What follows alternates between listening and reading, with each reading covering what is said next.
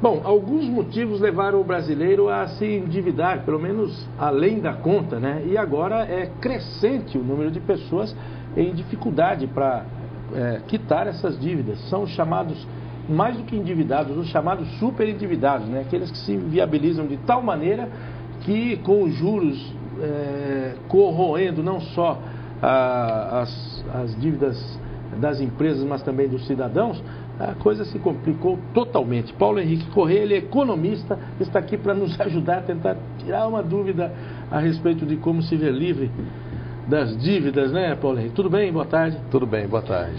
É muito difícil, né? São assustadores os números da inadimplência nesse momento? Realmente, nos últimos meses, a gente tem visto alguns saltos nesses números aí, e no mês de setembro foi o pior deles, né? A inadimplência cresceu de forma substancial e realmente isso preocupa um pouquinho na frente, né? Já que o povo brasileiro, a gente sabe que a grande maioria da população não consegue chegar até o final do mês com os rendimentos que tem. Apesar do crescimento da inadimplência, eu não sei se você tem um dado, o número de cheques sem fundos caiu? Aumentou. Aumentou também? Aumentou. Voltou a aumentar? Porque Sim. num dado momento havia caído. Exatamente. Caindo, né? Nos primeiros meses do ano a gente teve uma redução, agora no mês de setembro a gente teve um aumento novamente. O cheque também passou a ser um problema sério, né? Sim. Como sair? Primeiro eu quero entender como essa coisa se construiu, de que maneira? Porque parece que é uma decisão pessoal, mas não. Existe algum incentivo, como crédito e tudo mais, para que as pessoas se endividem. Na verdade, devido à cultura inflacionária que a gente tem há muitos anos no Brasil, né, as taxas de juros sempre foram muito elevadas. E com esse novo cenário, juros por volta de 1 dígito ou 2 dígitos aí, realmente, até por conta da crise, o governo ele fomentou bastante a questão do crédito e do consumo, né? Fomentou o crédito, mas não facilitou em nada a questão dos juros, né? É verdade. E realmente, apesar de toda essa redução de juros que a gente teve nos últimos anos, o juro brasileiro ainda é muito elevado, né? Algumas modalidades, esse juro chega a 150%, 200%, 300% ao ano, né? Como cheque especial, cartão de crédito. Então, realmente, apesar de toda essa redução, o juro ainda é muito caro. E as pessoas, né, pensando somente no valor da prestação que vão pagar e não se preocupando com quanto de juros estavam pagando por essas aquisições de bens e serviços, realmente acabaram se atrapalhando um pouquinho nas contas. Vamos lá, como fazer para sair de um super endividamento? Os passos... Primeiramente, você tem que tentar listar todas as suas fontes de renda, né, receitas e despesas, como as empresas fazem, né?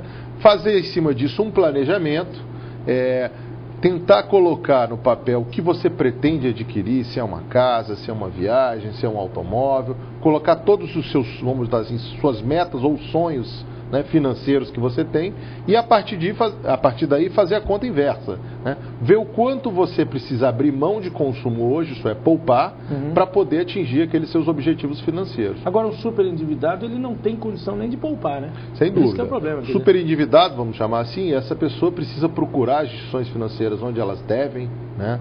Tentar renegociar essas dívidas a juros mais razoáveis, alongar o perfil dessa dívida, e se houver outras fontes de crédito que realmente, quando chega a esse ponto, realmente as portas estão todas fechadas para esse tipo de gente, realmente, problema, né? Exatamente, você precisa tentar de qualquer maneira diminuir o valor dos juros, alongar o perfil da dívida para que você consiga liquidar com aqueles seus financiamentos ou empréstimos que você contraiu. E abrir mão de muita coisa, o que é dolorido para muita gente, né? Sem dúvida. Abrir mão de coisas que você achava que eram essenciais, mas não são.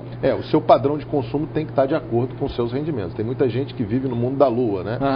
Sempre gasta mais do que ganha, e isso uma hora estoura. Quer dizer, abrir mão de algumas coisas, por exemplo, quantas vezes você vai por mês a um restaurante?